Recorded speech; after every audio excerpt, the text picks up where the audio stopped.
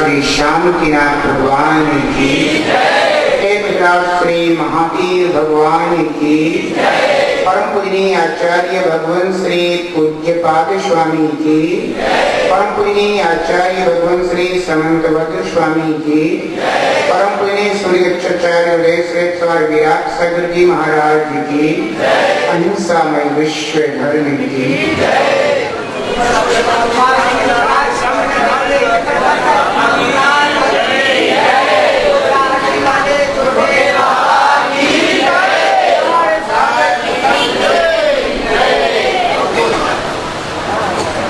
रत्नात्रय को ध्याओगे, धर्म शरण में आओगे। रत्नात्रय को ध्याओगे, धर्म शरण में आओगे। भाव पद्धति को तज करके सच्चे सुख को पाओगे। भाव पद्धति को तज करके सच्चे सुख को पाओगे। सद्गुरु वाणी हो, सद्गुरु वाणी अमृत छलकाए रे। जीवन है पानी की बूंद कब मिट जाए रे। जीवन है पानी की बूंद कब मिट जाए रे। हानि अनहानि हो, अनहानि कब क्या घट जाए रे। जीवन है पानी की बूंद कब मिट जाए रे। जीवन है पानी की बूंद कब मिट जाए रे। जीवन है पानी की बूंद मिट जाए रे। धर्म ही शरण है।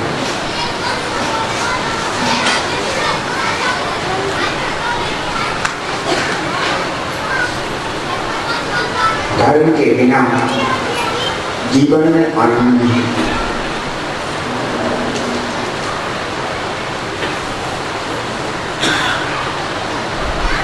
धर्म की श्रद्धा जिन्हें जागृत होती है वे सभी दुखों से मुक्त हो जाते हैं। यूं तो संसार में जीव दुख के अलावा और कुछ भी नहीं भोगता है। आँख खुलने से लेकर के आँख बंद होने तक जीव दुख ही दुख भोगता है। लेकिन कहते हैं कि कभी कभी जीव जब हर क्षण हर समय दुख भोग रहा हो तो दुख भोगने का आदी हो जाता है, उसे आदत हो जाती है। जैसे कोई कोई व्यक्ति होते हैं और उन्हें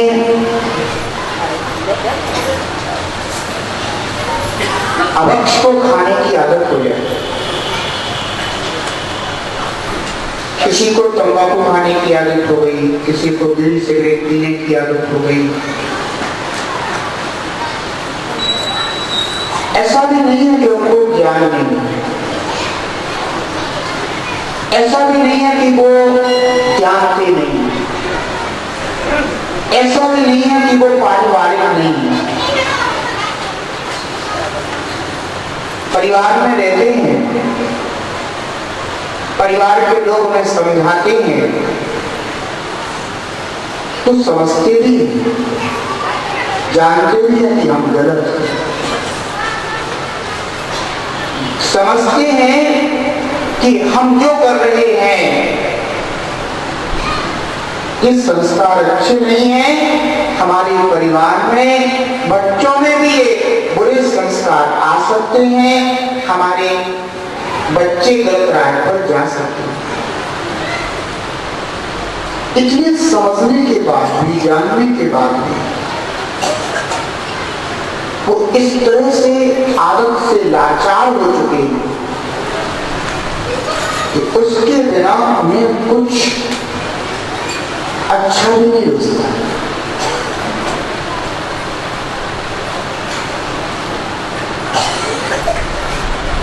बस उन्हें तो एक पुंगी मिल जाए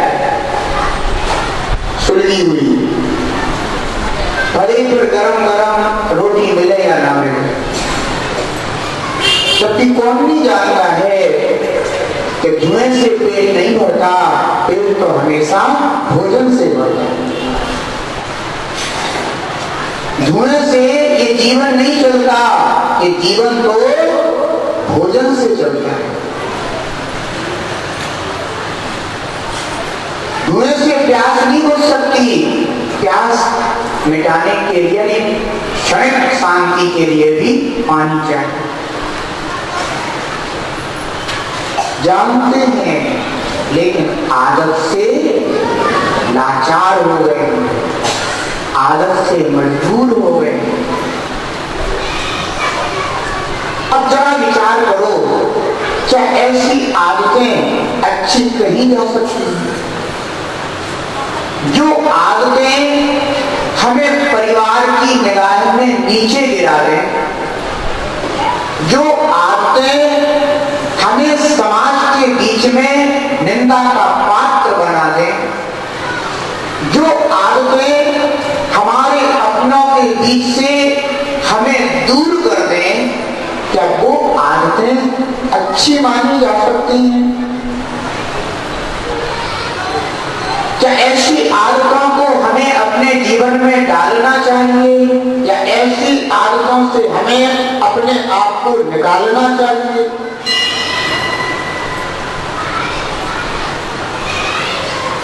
समझने की बात है बंधु।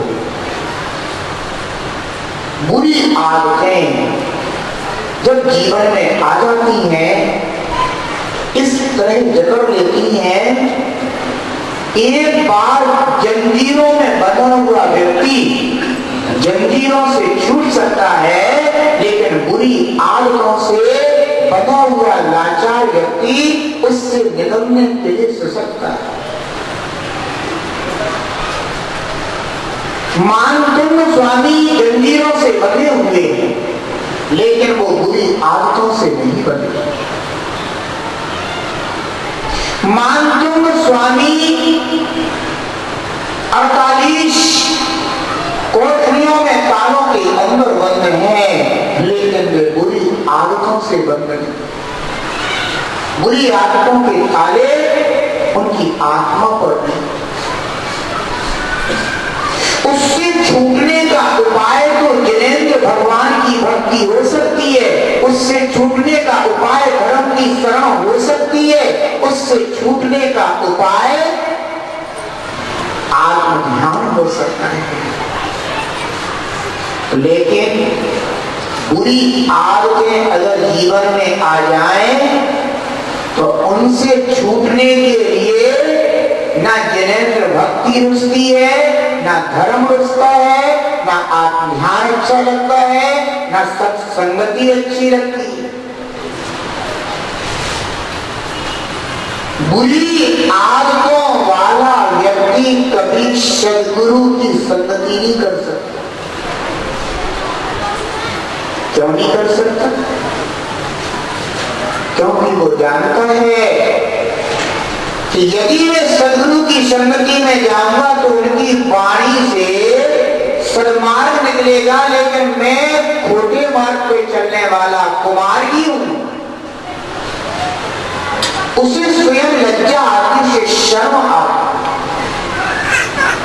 अपने आप को वे अपनी दृष्टि में ही हीन समझता, इस योग्य नहीं समझता कि मैं उनके चरणों का स्पर्श भी कर सकूं। इस योग्य नहीं समझता कि मैं उनके करपात्र में शुद्ध वस्त्र पहन करके चला जाऊं और उनके करपात्र में कह सकूं दान देने के लिए कि मन शुद्धि, वचन शुद्धि और काय शुद्धि, ये तीन चीजें मेरे पास नहीं है। शर्म के मारे जमीन में गिरा जाता।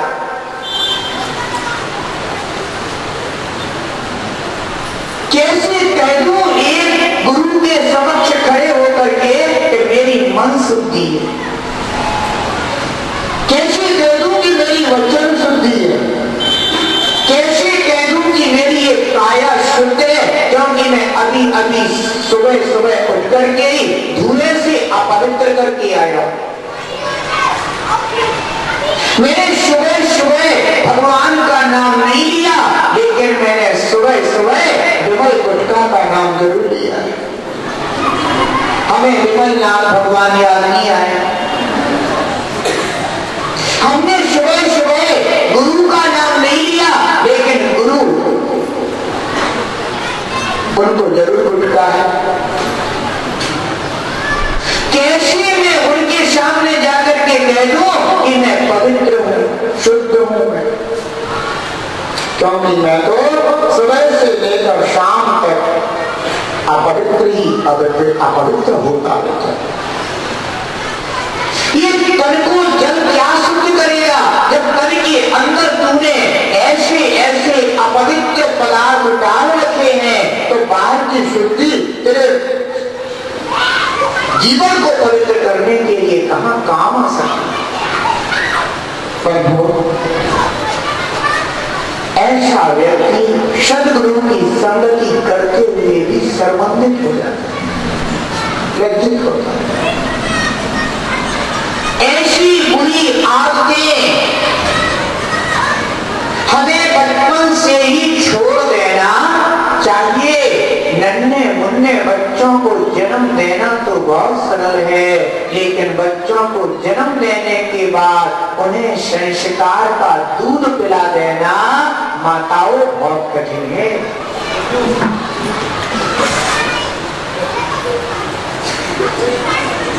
बच्चे दूध पी करके बड़े हो जाते हैं, लेकिन अगर संस्कार का दूध पिला दिया तो समझो कि तुमने अपने घर में तीर्थंकर बालक को जन्म दे दिया।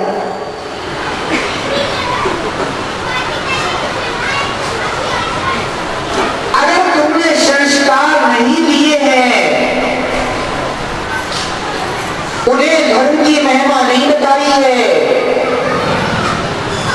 उन्हें रत्नत्रय की महिमा से अवगत नहीं कराया है,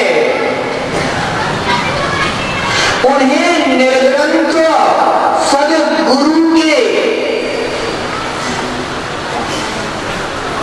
सदचारित्र से परिचित नहीं कराया है तो शायद तुमने अपने दायित्व का निर्वाह नहीं किया। ध्यान रखना, दुकान पर ग्राहक आता है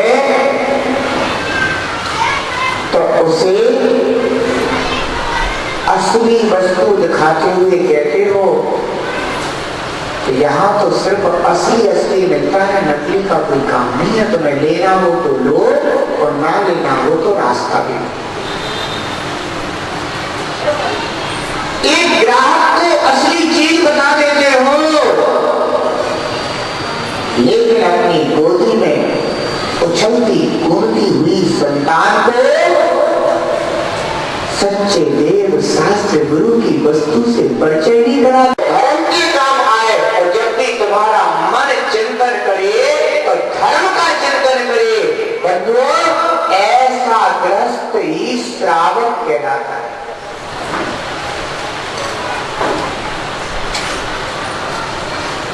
आज हमें अगर मुनि दशा की प्राप्ति नहीं हो पा रही है तो कम से कम श्रावक की श्रेष्ठ दशा को प्राप्त करो।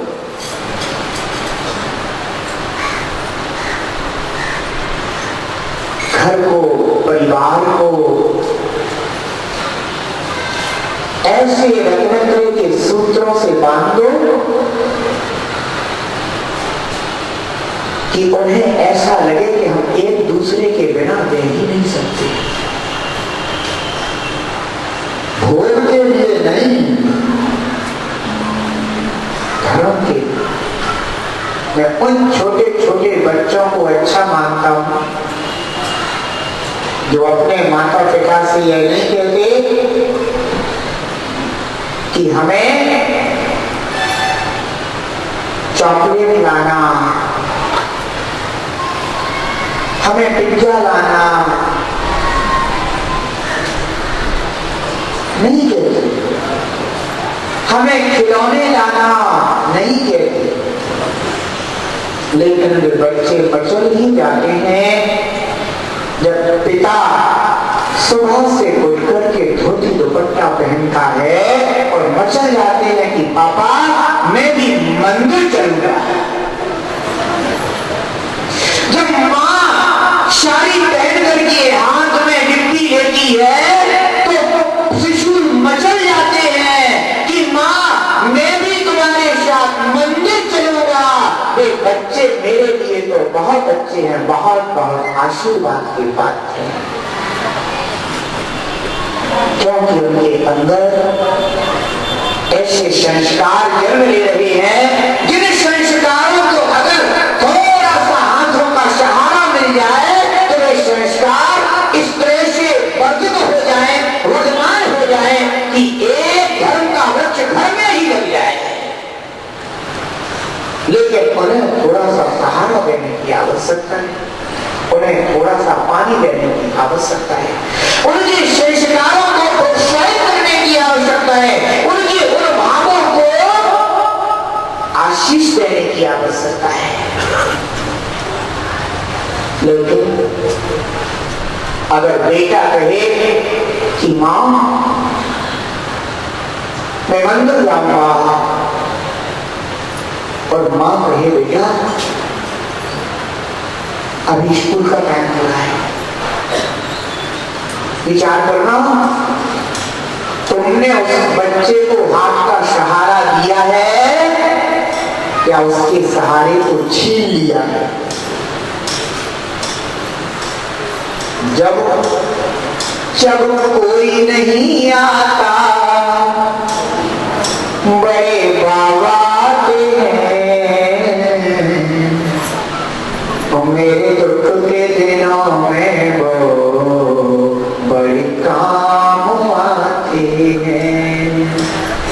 ध्यान रखना बंधु, मुख से भजनों की पंक्तियां बोलना मधुर लगता है, लेकिन पंक्तियों में भरे हुए रस का आस्वादन कब करोगे? जब कोई नहीं आता बड़े बाबा आते। अरे जब तक शव आ रहे हैं तब तक बड़े बाबा याद नहीं आ रहे हैं, और जब तक कोई नहीं आएगा तब कौन याद आएंगे? ऐसे जन्म ले लिए बड़े बाबा ने। अगर तुमने बड़े बाबा चंदा बाबा को याद कर लिया होता तो बंधुओं वो दिन तुम्हें याद नहीं करना पड़ते। अब कोई नहीं आ रहा है, आने वाले तो अपने आप आ जाते हैं। किसी जीव को माता पिता ने जन्म लेते ही जंगल भी छोड़ दिया, लेकिन वह संतान पूर्व पर्याय में धर्म का पालन करके आई तो जंगल में पड़े हुए उस नवजात शिशु के लिए बड़े बाबा चंदा बाबा गाय बन करके पहुंच जाते हैं और बस से दूध बहा लेते हैं।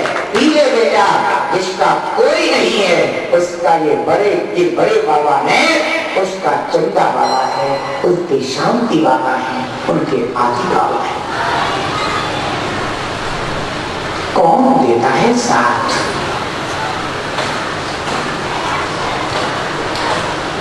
कौन देता है साथ? धर्म के अलावा साथ किसने दे दिया? भोगने के लिए तो सब आ जाएंगे, लेकिन धर्म पालन कराने के लिए जो खड़ा हो जाए समझ लेना कि वो ही मेरा इस संसार में साथी बना है। कामना पूर्ति करने के लिए तो हर कोई खड़ा हो जाएगा, लेकिन धर्म की भावना पूर्ति कराने के लिए जो शायद सहयोगी बन जाए, साथी बन जाए, उसे समझ लेना कि यही मेरा सच्चा साथी है।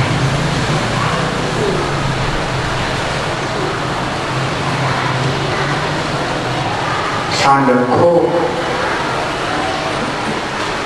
धर्म की महिमा को समझ लेना तो रत्नत्रय ऐसा लगेगा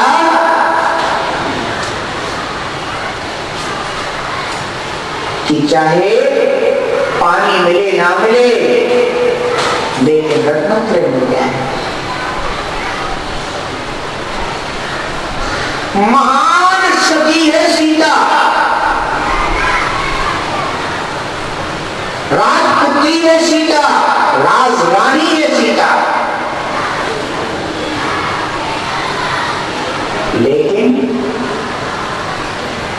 जब उसका अशुभ कर्म उदय में आया, किसने उसका साथ निभाया?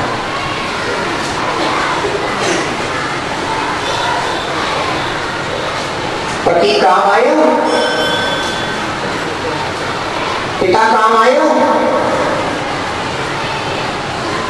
तीन खंड का अधिपति देवर काम आया,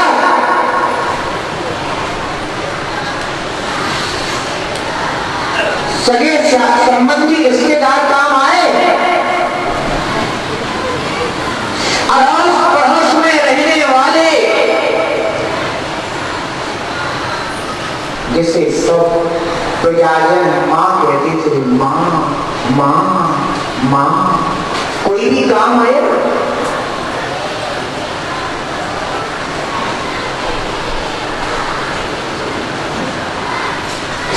वह अकेली नारी धर्म के लिए जंगल में जूझती है। मन में सोचती है कोई बात नहीं, पति ने छोड़ा तो छोड़ दिया, पिता साथ नहीं देते तो कोई बात नहीं,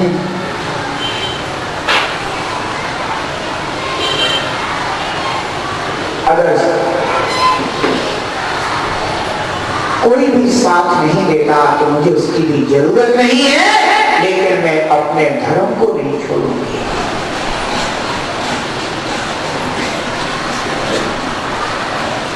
परिणाम क्या हुआ? जंगल में वह सती सीता अपनी गर्भ में पलती हुई संतान को लेकर के कभी वृक्ष के नीचे बैठ जाती है, कहती है छांव दे दो।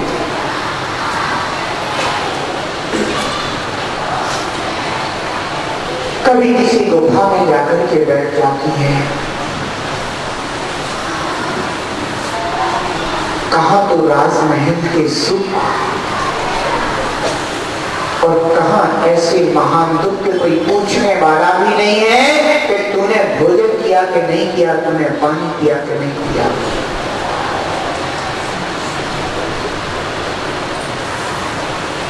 ध्यान रखना, पुण्य में तो सब साथी बन जाएंगे, लेकिन जब पाप कर्म का उदय आएगा, अशुभ कर्म का उदय आएगा, तो एकमात्र धर्म ही साथ निभाएगा और कोई भी साथ देने वाला नहीं होगा।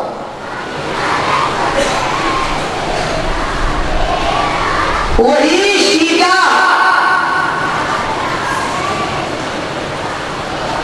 जब राम से पुनः मिल जाती है तो राम कहते हैं कि पहले अग्नि परीक्षा दे।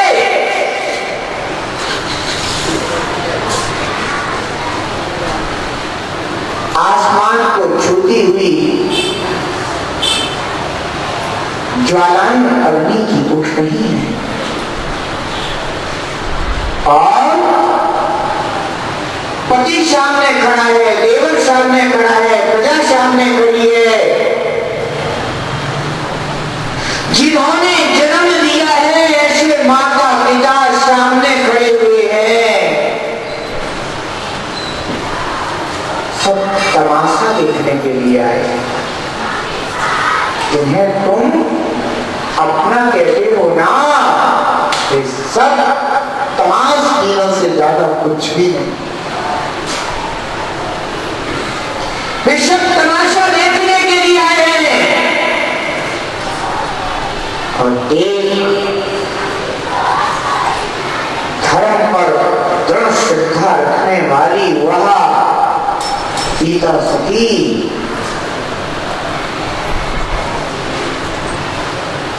एकमात्र धर्म पर आस्था रखती है और कहती है धर्म ही सच्चा साथी है, जैसे दीपक बाती है, छूटे ना धर्म शरण हो आत्मा,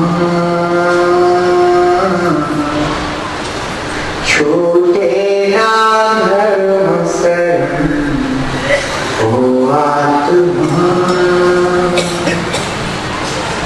ये दुनिया एक सपना है, यहाँ कोई अपना है, छूटे ना धर्म शरण ओ आत्मा,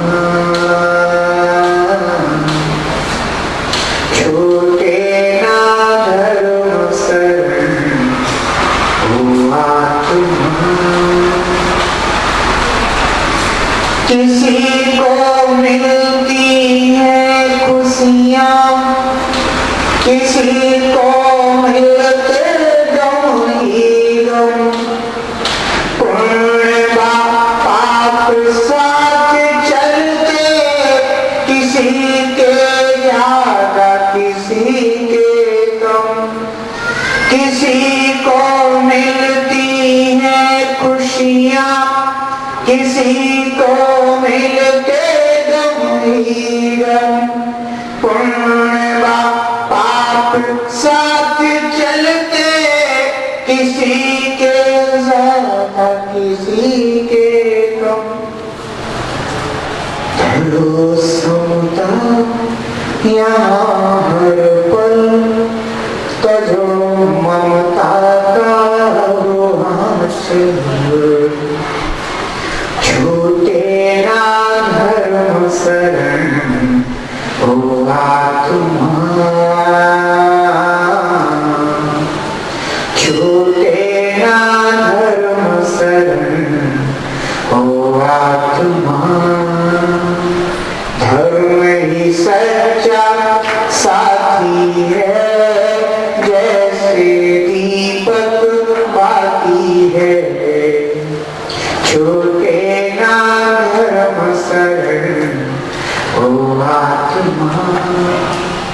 सीता सोचती है होगा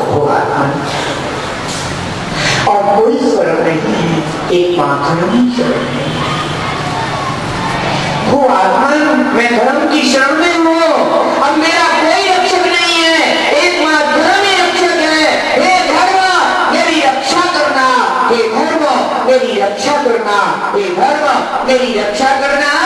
और सती सीता बढ़ जाती है अग्नि की ओर, और जैसे ही वहां आग की अग्नि में अपना पैर रखती है कि धर्म रक्षक बन करके खड़ा हो जाता है, और देखते ही देखते अग्नि नील बन जाती है। बंधुओं, जब कोई नहीं आता, बड़े बाबा आते हैं और मेरे दुख के दिनों में वो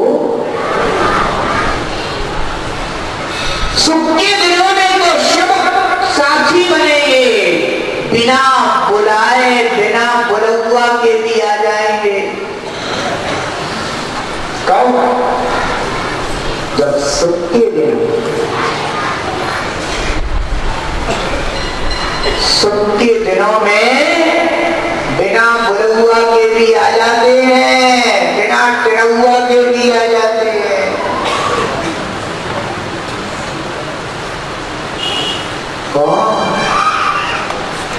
कौन आ जाते हैं? कौआ आ जाते हैं।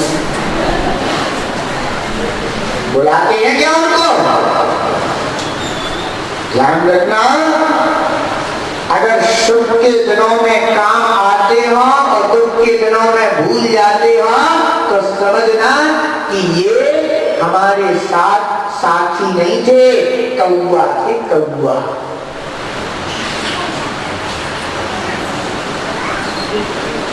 और दुख के दिनों में अगर काम आ जाए तो या तो समझना कि ये धर्मात्मा होंगे, या फिर मेरा पूर्व भाव में किया हुआ धर्म होगा जो मेरा साथ निभाने के लिए आया है।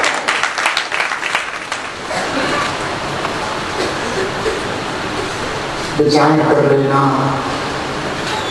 बड़े बड़े महान पुरुष हुए हैं जिन्होंने दुख के दिन देखे।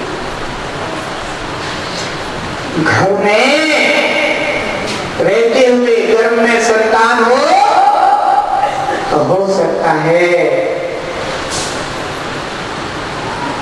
कि साधन मिल भी जाए, लेकिन ऐसे ऐसे महान पुरुष हुए जिन्हें हम बड़े श्रद्धा से याद करते हैं, स्मरण करते हैं। ऐसे ऐसे कोई हनुमान हुआ, कौन से राजमहल में जन्म लिया, कहां वृद्धि को प्राप्त हुआ, मां से गर्भ में लेकर के जंगल में घूम रही, अग्नियों में घूम रही, ना भोजन की व्यवस्था है ना पानी की व्यवस्था। कितनी चिंतित होगी वो मां कि मेरी देह से एक दूसरे जीव का जीवन चल रहा है, और आज मैं अभागिनी जंगल में भटक रही। लेकिन जब कोई नहीं आता तो जिनेंद्र देव काम आते, धर्म काम आता है। और बंधुओं, धर्म ने उसकी रक्षा की है। ऐसा महापुरुष जंगल में पैदा हुआ।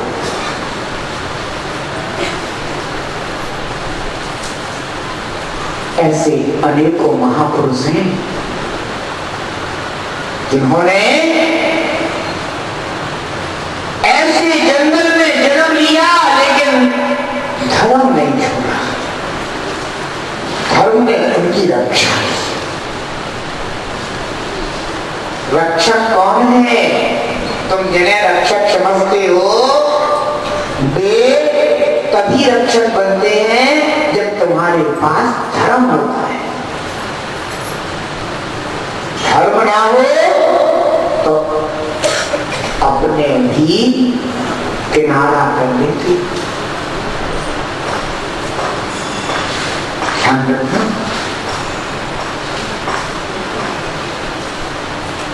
अगर दुर्गुण आ जाए और वह कितना भी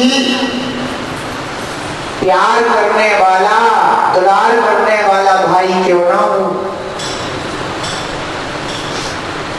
और सामने से तुम आते हुए दिख जाओ तो ऐसी नजरें घुमा करके निकलता है कि जैसे कि देख नहीं पाया भैया।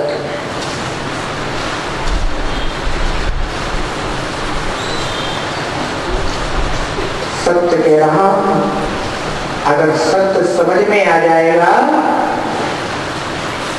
तो बंधु आत्मा दुखेगी नहीं ऐसे भाई को देख करके भी। कहोगे हाँ कभी सदगुरु की वाणी में सुना था,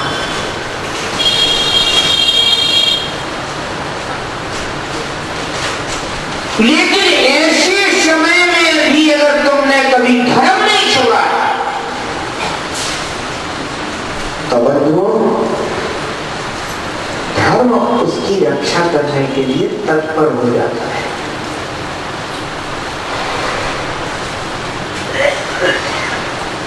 सीता की रक्षा किसने करी?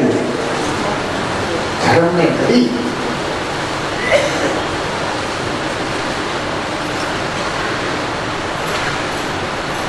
धन्य कुमार को उसके भाइयों ने ले जा करके एक बावड़ी में पटक दिया और ऊपर से पत्थर पटक दिए। तो ऐसे भी ना मरे तो पत्थर पटक तो मर ही आएगा, लेकिन जिसकी रक्षा धर्म कर रहा हो बंधुओं उसका कोई बाल भी बांका नहीं कर सकता।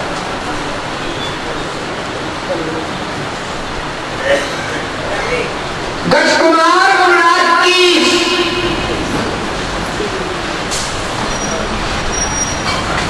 गज कुमार महाराज के सिर पर जलती हुई सिगड़ी रखी। किसने रक्षा करी? धर्म ने रक्षा की। तो धर्म की शरण को प्राप्त हो गए। क्या परिणाम हुआ? गज कुमार महाराज को केवल ज्ञान की प्राप्ति हो गई। ऐसे दुख के दिनों में कौन काम आता है? बंधु धर्म ही काम आता है। इसलिए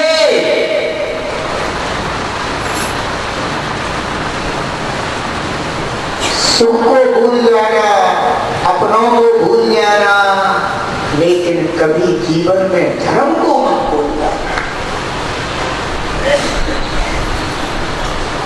अपने तो केवल चटोरे हैं, चटोरे। चाट का दोना जब तक हाथ में है तो सब अपने अपने हैं, और जिस दिन हाथ में कुछ नहीं होगा उस दिन साथ भी तेरे कोई नहीं होगा।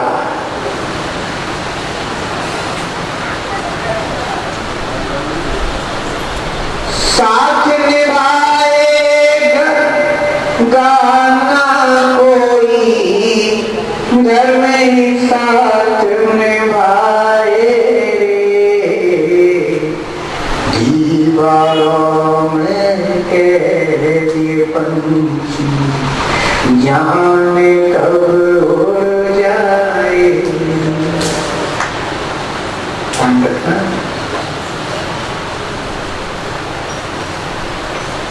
धर्म ही साथ निभाता है कदम कदम पर।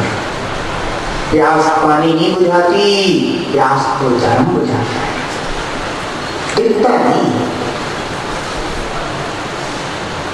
इसलिए बंधु आचार्य समंत भद्र स्वामी ने कहा सब दृष्टि ज्ञान वृत्तानि धर्म। सम्यक दर्शन, सम्यक ज्ञान और सम्यक चारित्र, ये धर्म है। धर्म को धारण करने वाले रत्नत्रयधारी ग्रंथ गुरु, इनमें धर्म दिखाई देता है।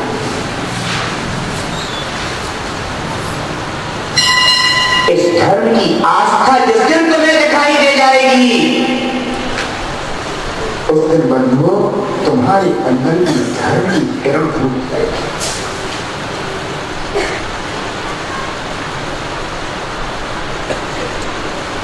गुरु में कौन देखता है? बोलो, गुरु में कौन देखता है? गुरु में धर्म। समय बंधु बहुत परिवर्तित, श्रद्धाएं खंड खंड हो गई, पाखंड बढ़ रहा है।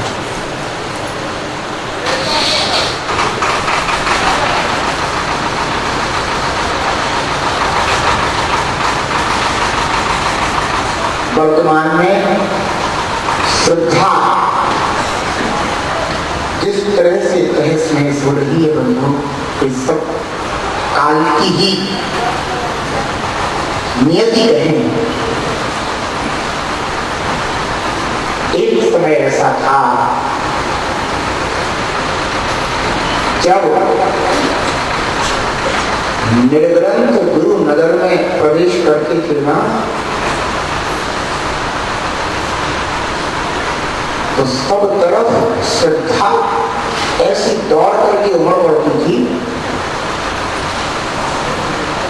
भैया मुनिराज आ रहे हैं, मुनिराज आ रहे हैं, मुनिराज आ रहे हैं। और कुछ ज्यादा इससे आगे कुछ पता नहीं था। और मैं समझता हूं कि इससे आगे ज्यादा कुछ पता होना भी नहीं चाहिए। सिर्फ इतना ही पता होना चाहिए कि रत्नत्रयधारी आ रहे हैं। समय ऐसा पलटा कि रत्नत्रयधारियों के नाम होठों पर आ गए। पहले लोगों को पता ही रहता था कि कौन से महाराज आ रहे, क्या रहता था पता? केवल महाराज आ रहे, बस, इससे ज्यादा पता नहीं होता था। और अब क्या हो गया है? अब तो नाम इतने याद हैं, पर वर्तमान में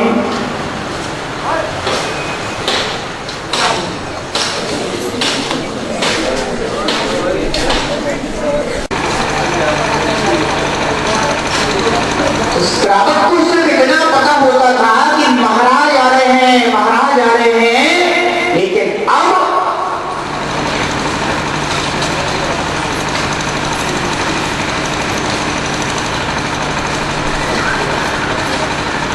ये हमारे गुरु, ये हमारे गुरु, हमारे गुरु जी, हमारे गुरु जी बहुत बढ़िया।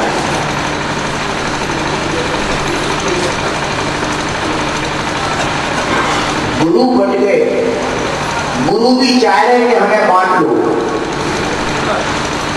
दोनों बातें आ रही हैं। गुरु के अंदर इतना लोभ है, अपने नाम का इतना लोभ है कि गुरु भी चाहता है कि हमें तुम बांट लो तो बहुत अच्छा है। और श्रावक भी कैसा हो गया? वो तो बुद्धू नहीं। सच्ची बात कहता हूं मैं, तो श्रावक के अंदर गुरु भक्ति नहीं, श्रावक के अंदर गुरु मोह पैदा हुआ है।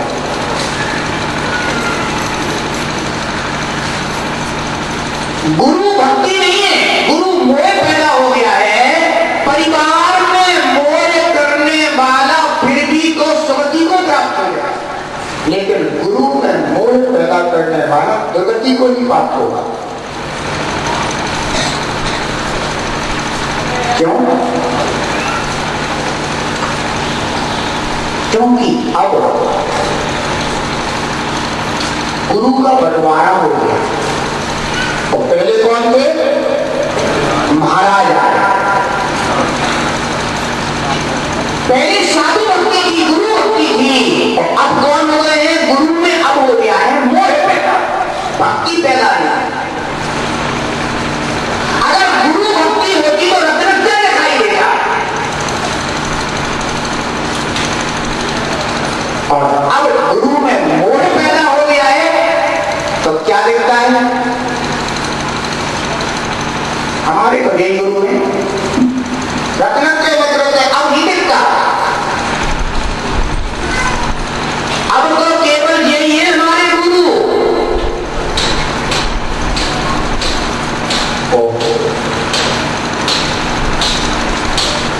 पहले इतनी उदार दृष्टि थी कि आकाश की ओर नजर डालते थे तो पूरा आकाश सितारों से भरा हुआ दिखाई देता था। और अब अगर आकाश की ओर दृष्टि डालते हैं तो सिर्फ एक तारा दिखाई देता है, इसके अलावा सारे सितारों को देखने की दृष्टि खो गई। वो आनंद, वो पुलक, वो रोमांच सब कुछ समाप्त हो गया है। पहले आकाश की ओर देखते थे तो 3.9 करोड़ मूलराम दिखाई देते थे, और अब 3.9 करोड़ में से कितने दिखाई देते हैं? एक दिखाई देते हैं। सिर्फ ये बता देना तुझे लाभ हुआ कि घाटा हुआ। यहां तो 3.9 करोड़ मुंडालों का पुण्य तेरी झोली में लुटा था। मैं कहा ये बेटा, पाप तेरी झोली में लुटा है, पुण्य नहीं हो सकता। वो मोह कभी पुण्य नहीं देता, मोह हमेशा पाप की पावता।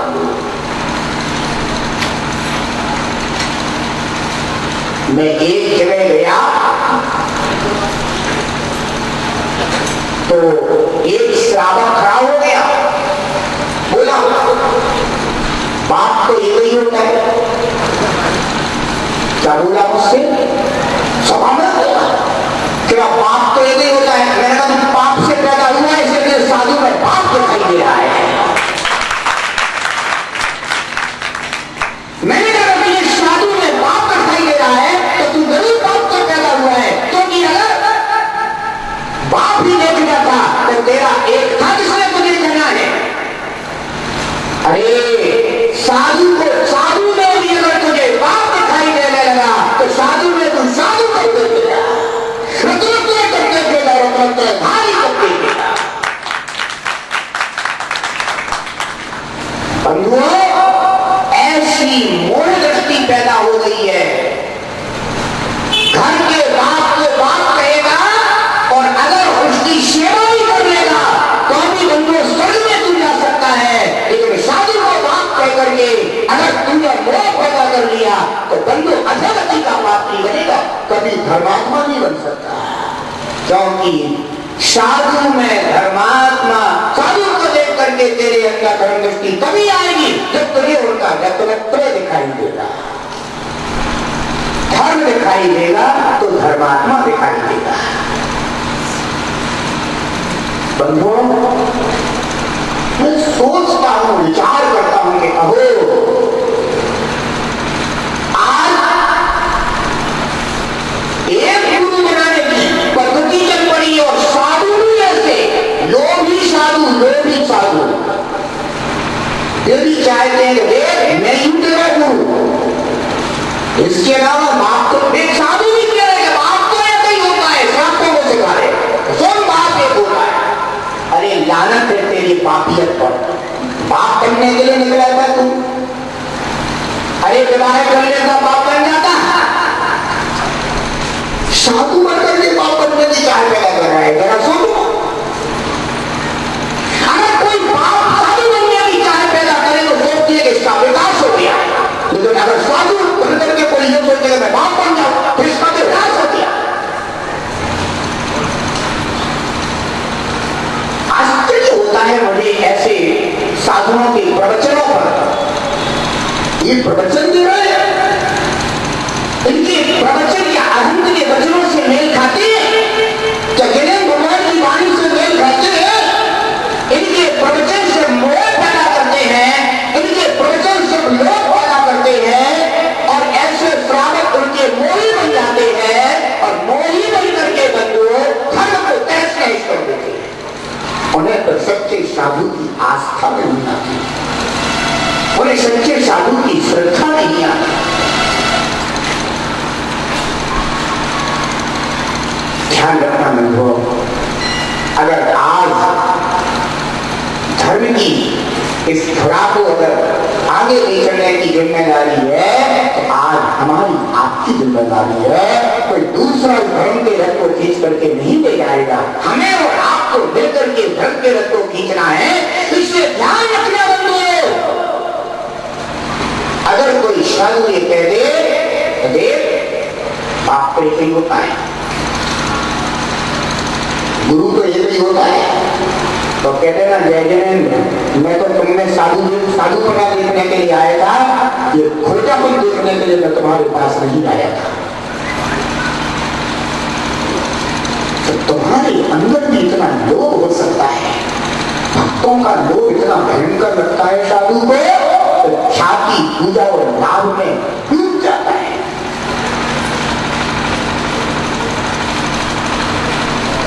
जे ख्याति लाभ पूजा दीजा, धरि करण देह को,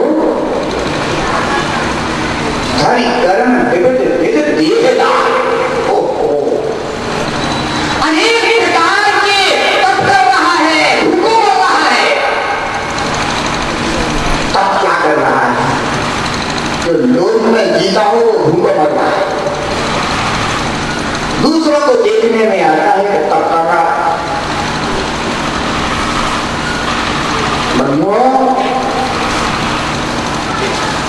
अपने अंदर सच्ची श्रद्धा को जन्म देना, विकार को जन्म मत देना। साधु को अगर भक्त का लोभ लग जाए तो लोभी हो गया, फिर वो सही बात करने में डरने लग जाता है, सत्य बात नहीं कह पाता, उसकी हिम्मत ही नहीं होती अंदर से बोलने की। क्यों नहीं होती बोलने की? क्योंकि वो जानता है कि अगर मैंने इसको सही बात कह दी तो ये फिर मेरे पास आएगा नहीं। और मैं चाहता हूं कि ये बबुआ मेरी बबुआ बना रहे,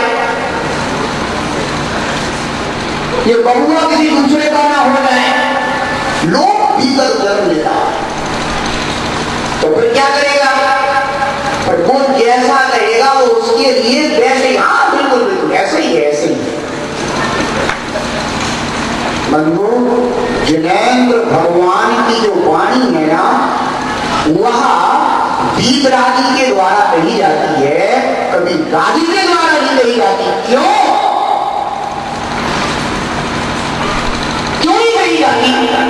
क्योंकि रागी उस वाणी को राग मिश्रित होकर के वो सत्य बात को कह नहीं पाएगा। अगर वीतरागी होगा तो वो कहता है कि भैया ना हमें इनसे प्रयोजन, ना हमें इनसे प्रयोजन, हमें तो भगवान जिन्हें से प्रयोजन है। उन्होंने जो कहा है मैंने धर्म का स्वरूप ऐसा ही बता दिया है। इसलिए बंधुओं ध्यान रखना, अपने अंदर रत्नत्रय को देखने की दृष्टि पैदा करना और रत्नत्रय की दृष्टि धारण करके सच्चे गुरु की उपासना करना। 4 अनियोग रूप शास्त्र हैं, इनमें भेद मत करना। तो दद्यान योग बहुत अच्छा है और प्रथमान योग में तो केवल ये जो है ना किससे कहानियां हैं। इसका तात्पर्य हो गया कि अभी तुझे ज्ञानेंद्र वाणी में श्रद्धा नहीं आया है, तेरी आत्मा कैसे बोल गई प्रथमान योग में अहंत योग की वाणी है और तूने अपनी जिह्वा से ये बोलते हुए शर्म भी नहीं खाई। किससे कहानी है? ओ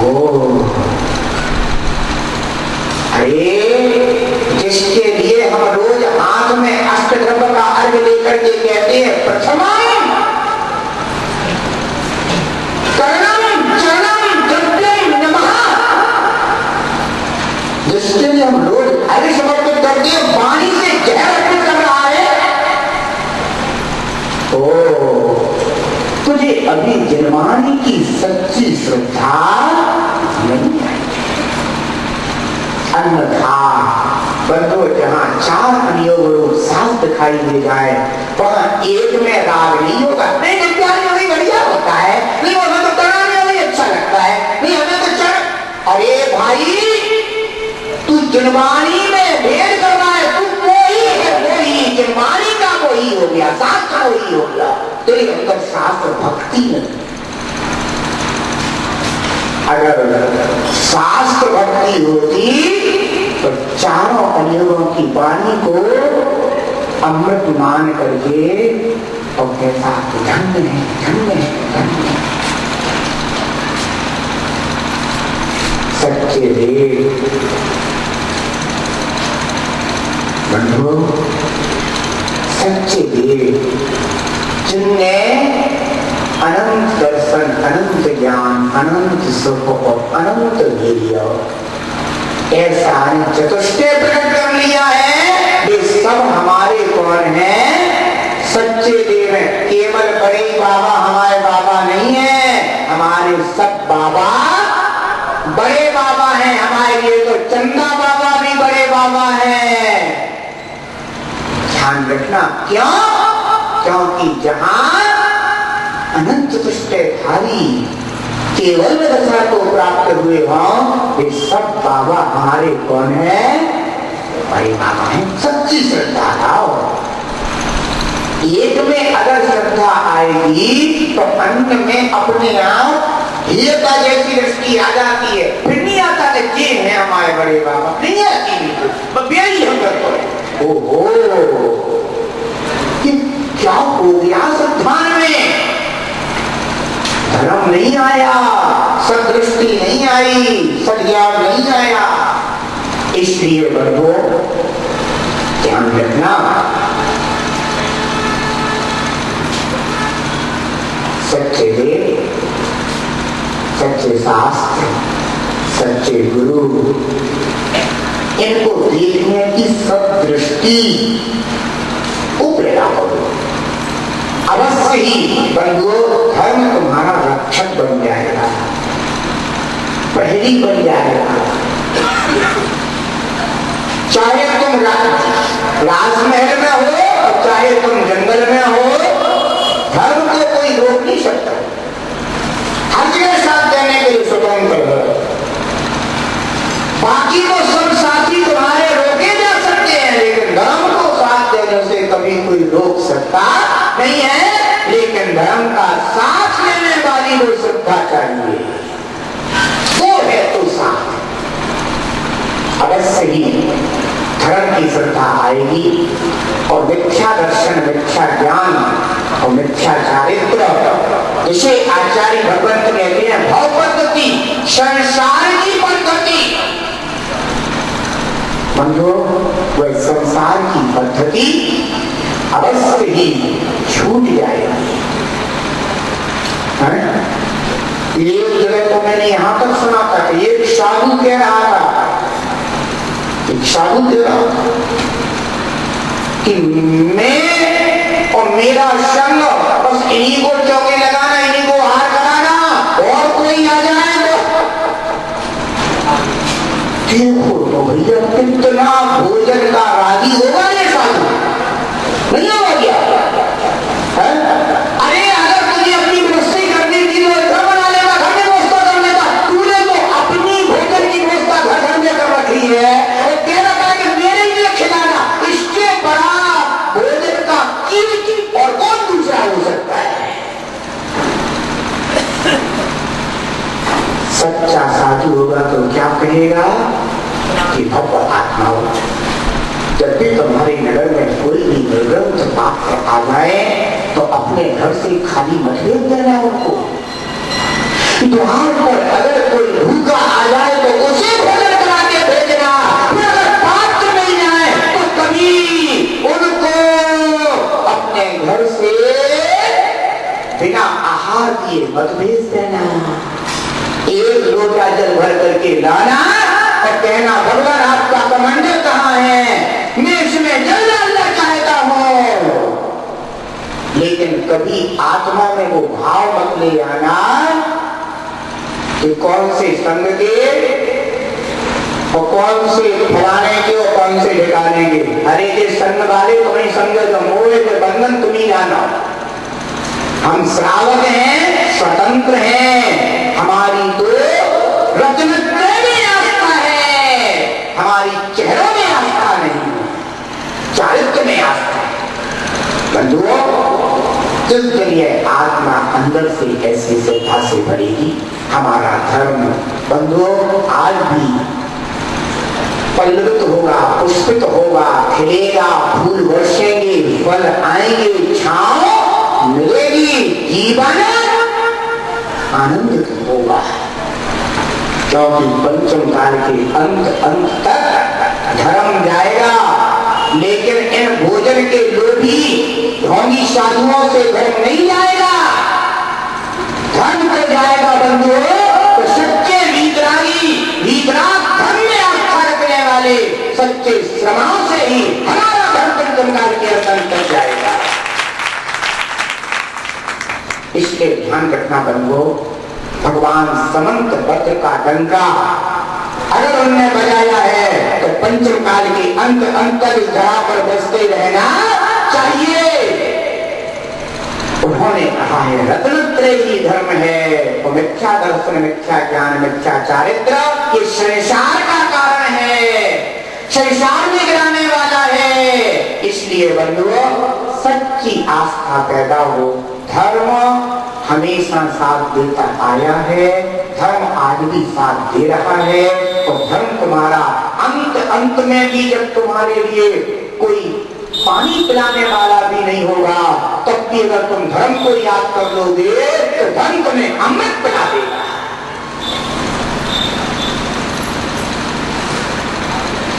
ब्रह्मोकार की आस्था हर हृदय में हो, पंच परनिष्ठि तुम्हारे हृदय कमल पर सदा विराजमान रहे और तुम्हारी हृदय रूपी बगिया हमेशा श्रद्धा ज्ञान चारित्र से हरी भरी बनी रहे। बस मेरा सभी के लिए यही मंगल मंगल आशीर्वाद है। रत्नत्रय को ध्याओगे, धर्म शरण में आओगे। रत्नत्रय को ध्याओगे, धर्म शरण में आओगे। भाव पद्धति को तज करके सच्चे सुख को पाओगे।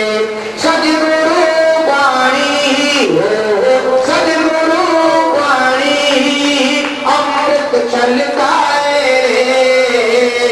जीवन है पानी की मोह कब मिट जाए रे। जीवन है पानी की मोह कब मिट जाए रे। पानी अनहोनी हो, पानी अनहोनी कब क्या घट जाए रे। जीवन है पानी की मोह कब मिट जाए रे। जीवन है पानी की मोह कब मिट जाए रे। जीवन है पानी की मोह जब एक रात्रि चंद्र भगवान की, एक रात्रि शांतिनाथ भगवान की, परम पुण्य आचार्य वंश पूज्य पाद स्वामी की, परम पुण्य श्री विराट सागर जी महाराज की जावानी के